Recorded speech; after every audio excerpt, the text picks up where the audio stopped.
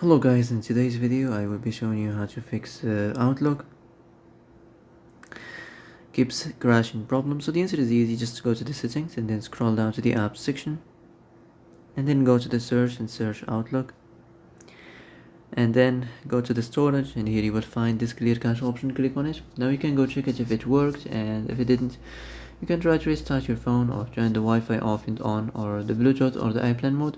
Also, you can try to clear data, but be careful. If you clear data, all these applications data will be deleted. This includes all files, the settings, the accounts, the databases, etc. So be careful if you want to clear your data.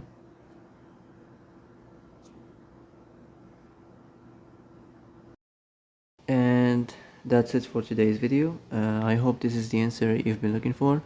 If you like this video, don't forget to like and subscribe, and see you in the next video. Thanks for watching.